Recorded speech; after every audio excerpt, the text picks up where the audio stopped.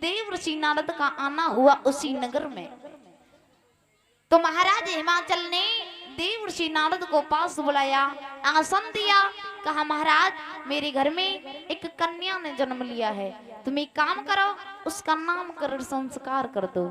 उसी समय महाराज देवर्षि नारद ने हाथ में पत्रिका ली और उस कन्या का नामकरण संस्कार करने लगे।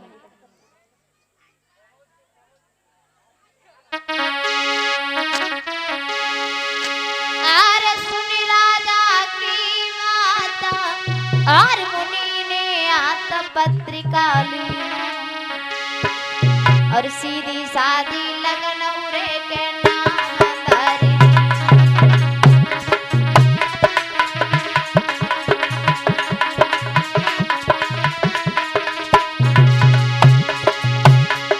अरे सुन राजा की बात, मुनि ने हाथ पत्रिका ली, पत्रिका ली। अरे सीधी सादी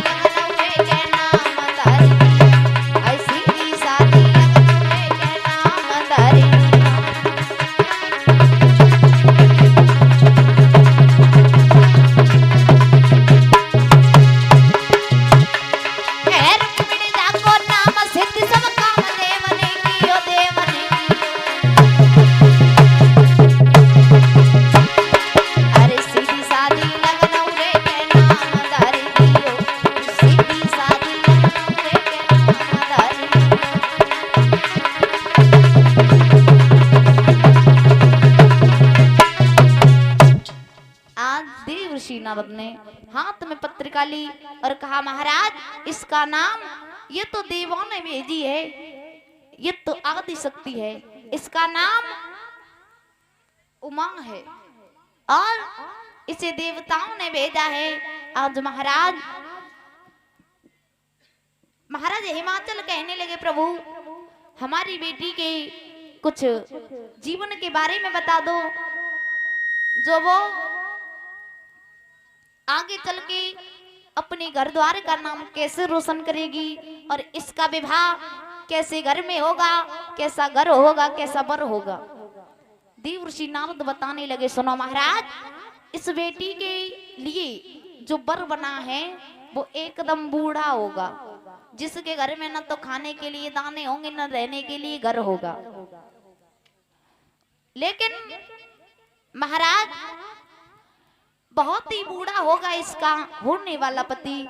उसी समय महाराज कहने लगे प्रभु कोई ऐसा उपाय बता दो जिससे मेरी बेटी का जीवन सुधर जाए।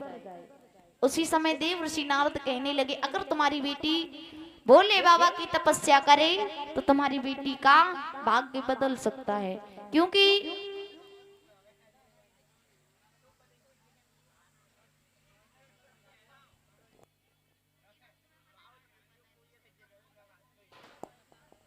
काहे को भैया कमरा फबरा फोरे डाल रहे हो, नहीं कम चला ले। अच्छा अभी तो टाइम में रहता है मैं इधर महाराज समझा करके कहने लगे हैं अगर बेटी तुम्हारी भोले बाबा की तपस्या करे तो तुम्हारी बेटी का भाग्य बदल सकता है, क्योंकि जो काम किसी से नहीं होता वो भोले बाबा से होता है। उसी समय महाराज देवर्षि नारद इतना कहने के बाद वहां से चले गए। इधर धीरे धीरे समय बीतता चला गया। बेटी थोड़ी सयानी सी हुई है महाराज, तो जब थोड़ी सी सयानी हुई तो अपनी मां नैना से कहने लगी मैया मेरी एक बात सुनो, मेरे दिल में एक ख्याल आ रहा है, क्यों ना मैं भोले बाबा की तपस्या करने के लिए जंगल में चले जाएं। उसी समय महाराज मैया नैना कहने लगी बेटिया अभी तुम भगवान की भक्ति करने के लिए योग्य नहीं हो, अभी तुम मत जाओ। एकदम से मैया कहने लगी है मैया आप कुछ भी कहो हम तो भक्ति करने के लिए जाएंगे। मैया नैना ने समझाया बिटिया मान जाओ, लेकिन उमा एक बात नहीं मानी। उसी समय महाराज मैया नैना ने महाराज हिमाचल को पास बुलाया और कहा प्रभु बेटी भक्ति करने की जिद ठान रही है। उसी समय महाराज कहने लगे देवी अगर वो जाना चाहती है तो उसे रोकना मत, जाने दो। उसी समय महाराज मैया सती चली है, जा करके वन में पहुंची। अंज भोले बाबा की तपस्या की है। भोले बाबा की तपस्या करने लगी जिस समय,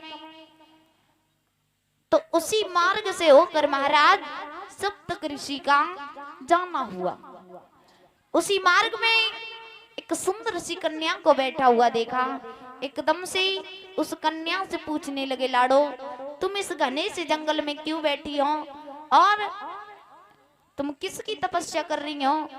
उसी समय उमा समझा कर कहने लगी प्रभु हम भगवान शंकर की तपस्या कर रहे हैं और मेरे जीवन की एक ही उद्देश्य है कि मैं भोले बाबा के साथ में विवाह करूंगी। उसी समय सप्तक ऋषि कहने लगे बिटिया पागल हो गई हो का, अरे भोले बाबा के पास में कुछ भी नहीं है। एक काम करो तुम नारायण की तपस्या करो या फिर ब्रह्मा जी की तपस्या करो या किसी और की कर लो, इंद्र की कर लो, उनके पास सब कुछ है लेकिन भोले बाबा के पास कुछ भी नहीं है। इसलिए तुम एक काम करो तुम उनको छोड़ करके किसी और की तपस्या कर लो। उसी समय उमा कहने लगी प्रभु मैंने दिल से केवल भोले बाबा को चाहा है तो केवल हम उन्हीं के साथ में विवाह करेंगे, वरना हम कुआरे पूरी जिंदगी भर मर जाएंगे। इधर महाराज सप्तक ऋषि तो समझाया लेकिन सती जी कहने लगी प्रभु हमें समझाना बेकार है इसलिए तुम यहाँ से चले जाओ।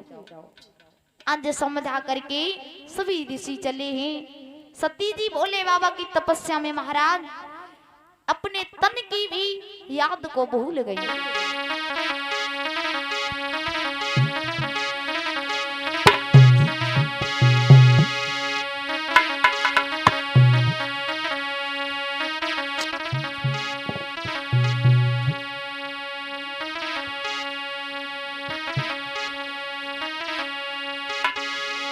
आज मैया सती ने किल्ली ने जोग रूप बनाई और मैया ने तन की याद विसारी।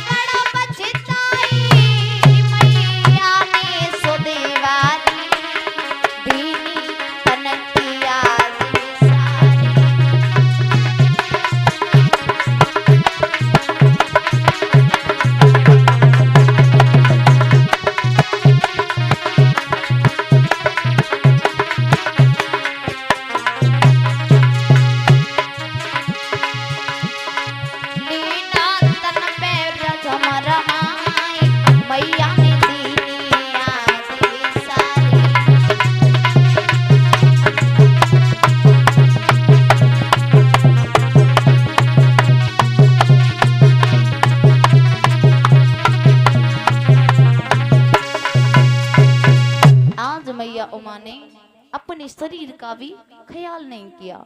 इधर महाराज देव और असुरों में संग्राम हो रहा था, हर एक देवता घायल हो चुका था। उस असुर को महाराज ये वरदान लगा हुआ था ब्रह्मा जी का कि केवल उसका विनाश भोले बाबा की संतान से ही होगा। तो सभी देवता इकट्ठे होकर के कहने लगे, प्रभु भोले बाबा को तो अभी विवाह भी नहीं हुआ है, तो बच्चे कहां से हो गए? और जब तक भोले बाबा के घर में कोई जन्म नहीं लेगी तब तक इस राक्षस का विनाश नहीं होगा। सभी देवता बड़े चिंता में बैठे हुए थे महाराज। तब तक सप्तक ऋषि का आना हुआ। पूछने लगे देवताओं, क्या बात है, इतने उदास क्यों बैठे हो? उसी समय सभी देवता कहने लगे, प्रभु क्या बताएं, असुर ने देवताओं का जीना हराम कर रखा है और उसे ये वरदान लगा हुआ है कि केवल भोले बाबा के पुत्र से ही उसका विनाश होगा। लेकिन भोले बाबा का तो भी विवाह भी नहीं हुआ है, और अगर होगा भी तो किसके साथ होगा, क्योंकि सती मैया तो आत्महत्या कर चुकी हैं। उसी समय महाराज सप्तक ऋषि कहने लगे, तुम चिंता ना करो, एक कन्या है जो भोले बाबा की याद में सूख करके एकदम कांटा हो गई है, और वो कह रही है केवल भोले बाबा के साथ में शादी करेंगे।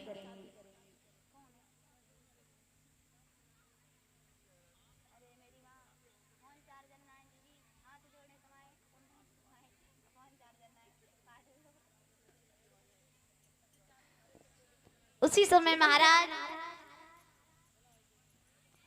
सप्तक ऋषि कहने लगे, भोले बाबा समाधि में लगे हुए हैं, तो एक काम करो, पहले उन्हें जगा लो। तो महाराज किसी में भी इतनी हिम्मत नहीं थी जो भोले बाबा को उठा सके, लेकिन कामदेव को बुलाया और कहा कि तुम भोले बाबा को उठा दो।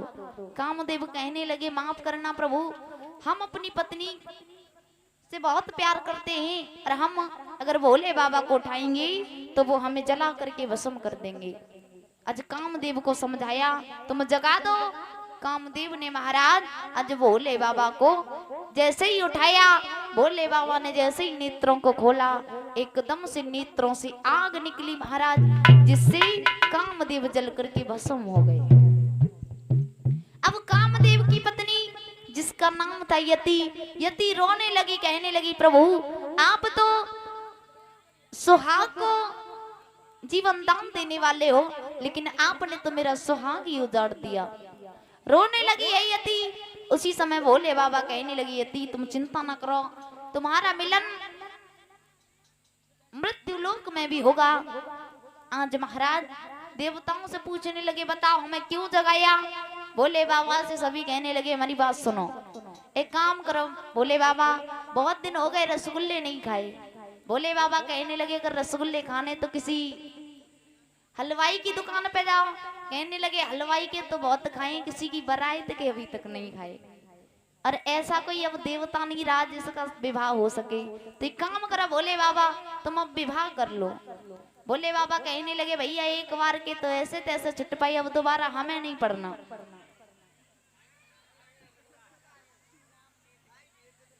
उसी समय कहने लगे हैं कि हमें विवाह नहीं करना। सभी देवता कहने लगे, महाराज कर लो। कहने लगे, भैया हमें दोबारा नहीं पढ़ना। कहने लगे, कैसे भी करके समझाओ, लेकिन तुम विवाह कर लो। भोले बाबा कहने लगे, ऐसा कौन सा बाप होगा जो अपनी बेटी को हम जैसे भिखारी के लिए कर देगा। उसी समय सप्तक ऋषि कहने लगे, तुम उसकी चिंता ना करो, एक कन्या है जो तुम्हारे प्यार में इतनी पागल है कि उसने अपने शरीर तक को भी त्याग दिया। भोले बाबा कहने लगे, मैं ऐसे विवाह नहीं करेंगे, जब तक हम उस पुत्री की परीक्षा नहीं करेंगे तब तक हम उसके साथ विवाह करने की सोच भी नहीं सकते। उसी समय महाराज भोले बाबा ने एक साधु का रूप बनाया और मैया उमा के पास पहुंचे।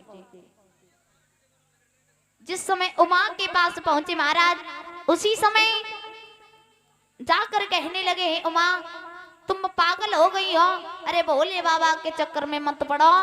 और भोले बाबा महाराज साधु का रूप बना करके खुद की बुराई करने लगे।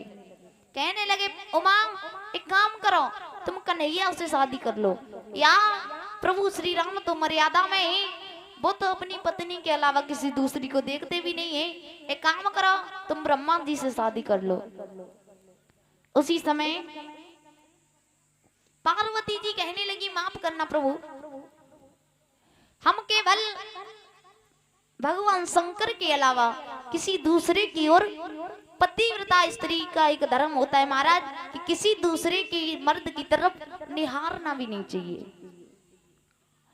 उसी समय भोले बाबा कहने लगे उमा समझ गए कि तुम प्रेम में इतनी पागल हो कि अपना सब कुछ कुर्बान करे हुए बैठी हो। हम तुम्हें वचन देते हैं कि तुम्हारा विवाह भोले बाबा के साथ में ही होगा। आज महाराज भोले बाबा तो वहां से चले गए। इधर सप्त ऋषि को भेजा कि जाओ पूछ के आओ महाराज हिमाचल इस विवाह से खुश हैं या नहीं है। आज महाराज सप्त ऋषि पहुंचे महाराज हिमाचल के यहाँ। जैसे ही महाराज हिमाचल के यहाँ पहुंचे, हिमाचल ने जैसे ही देखा हाथ जोड़े प्रणाम किया और ऊंचे से आसन पर बिठाया। कहा प्रभु, क्योंकि संत जो होते हैं महाराज द्वार द्वार पर हर किसी के पास नहीं जाते हैं। बताया महाराज हिमाचल ने आज सप्त ऋषि को पास में बिठाला और कहा कि आओ बैठो आसन पे, और का इच्छा ना था तुम्हारी, और बताओ का प्यार करो का सेवा करो तुम्हारी।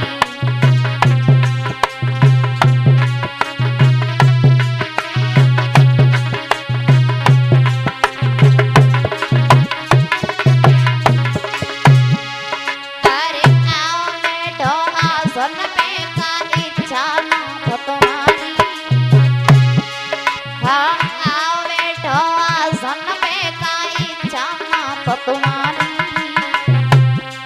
अरे दूरी दूरी से चल के आए का सेवा करूं तुम्हारी।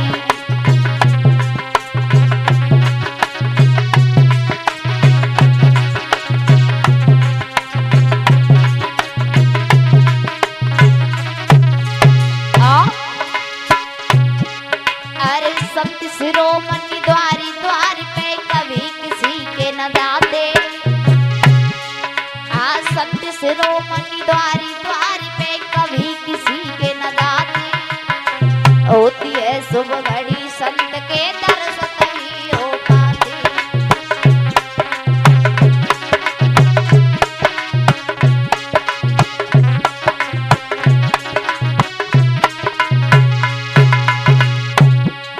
अरे संत शिरोमणि द्वारी द्वार पे कभी किसी के न जाते।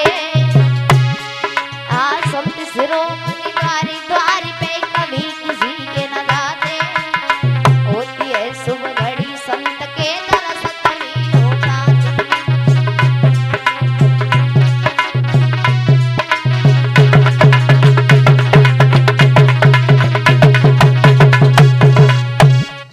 आज महाराज जैसे ही सप्त ऋषि को पास बैठाला महाराज हिमाचल ने, कहने लगे बताओ मुनिवर कैसे आए हो, बड़ी दूर से आए हो, बताओ क्या सेवा करी जाए।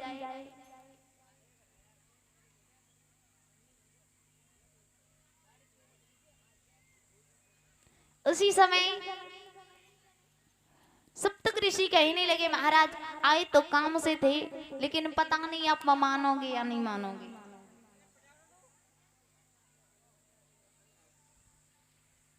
उसी समय कहने लगे बताओ महाराज। कहने लगे तुम्हारी बेटी उमा जो है उसके लिए हम रिश्ता लेकर आए हैं, और भोले बाबा के लिए रिश्ता लेकर आए हैं। उसी समय महाराज हिमाचल कहने लगे भोले बाबा के लिए रिश्ता लेकर आए हो। बोले हाँ। कहने लगे एक बात सुनो महाराज, तुम्हारी बेटी कभी दुखी नहीं रहेगी, क्योंकि भोले बाबा के घर में बहुत सुविधा है। कहने लगे क्या क्या सुविधाएं। कहने लगे एक बात सुनो, तुम्हारी बिटिया को 5 फायदा बहुत अच्छे हैं। कहने लगे कौन कौन से 5 फायदा हैं। कहने लगे पहला नंबर सुनो कि बिटिया को ना तो कभी कपड़े धोने और ना कभी कपड़ों पर प्रेस करने, क्योंकि भोले बाबा पहनते ही नहीं है। हाँ, और सुनो नंबर दूसरा, कभी भोजन नहीं बनाना, केवल भांग घोटनी है, क्योंकि वो खाते ही नहीं है। दूसरा फायदा। तीसरा कि बेटी को कहीं बाहर पानी भरने के लिए नहीं जाना, क्योंकि उनके तो सर पे ही गंगा जी हैं। जब मन चाया सर को लचाया और गंगा जी आ गई। नंबर चौथा कि रिश्तेदार नहीं आने जाने के, क्योंकि उनके कोई जिंदा रिश्तेदार है ही नहीं, सब भूत प्रेत रिश्तेदार है, इसलिए कोई नहीं जाता। सुनो 5वां फायदा। और सुनो, तुम्हारी बेटी के घर में कभी चोरी नहीं हो सकती, क्योंकि घर ही नहीं है तो चोरी कहां से होगी। और सुनो कि तुम्हारी बेटी की सिक्योरिटी जो है वो बड़ी दमदार है। कैसी? कितना ऊंचा पर्वत है, वहां पर अगर कोई चढ़ेगा तो अपने प्राण थोड़ी गवाएगा जो वहां जाएगा, इसलिए। और सुनो, तुम्हारी बेटी को कभी खर्च नहीं करनी, क्योंकि नंदी सवारी है, जब चाहा केवल पकड़ा और चलो भैया किधर जाना, इसलिए तुम्हारी बेटी को बहुत सुख है।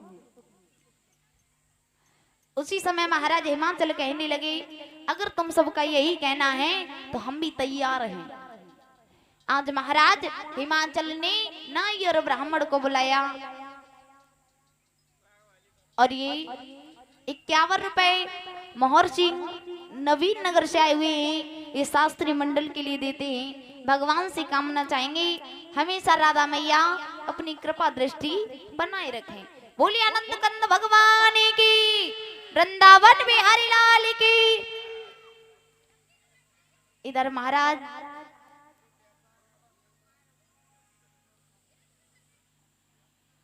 सप्तक ऋषि ने बताया कि तुम्हारी बेटी को बहुत सारे फायदे हैं। इधर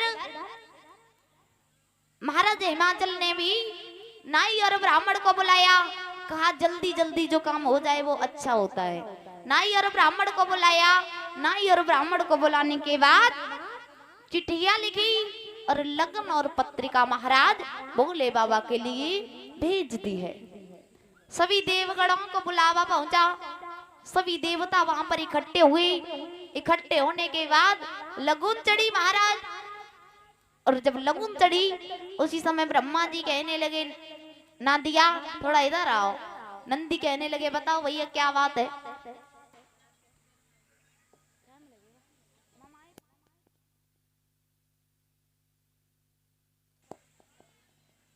उसी समय महाराज नादिया को पास बुलाया और कहा नंदी इधर आओ, कुछ खाने पीने का इंतजाम है या सबको फोपट में बुलाया है। नंदी बोले अरे महाराज भोले बाबा 5 दिन पहले से लगे हुए हैं, लगन आने वाली है इस दिन, इसलिए 5 दिन पहले से लगे हुए हैं। भोले बाबा के पास नंदी पहुंचा, कहने लगे ब्रह्मा जी कह रहे हैं अगर खाने पीने का इंतजाम होता तो बड़ा अच्छा था। उसी समय नांदिया को चाबी दे दी और कहा ले जाओ, जा करके दरवाजा खोल दो। आज जैसे ही नांदिया ने महाराज दरवाजा खोला, उस कमरे में बिच्छू और कांतर दिखाई देने लगे। ब्रह्मा जी कहने लगे हम बिच्छू और कांतर खाएंगे, हम क्या सरप खाएंगे, हमें क्या पागल समझ लिया है।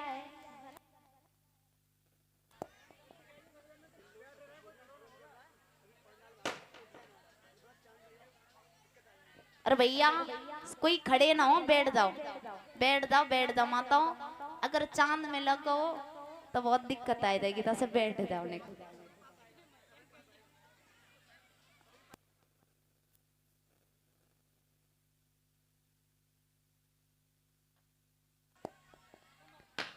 उसी समय महाराज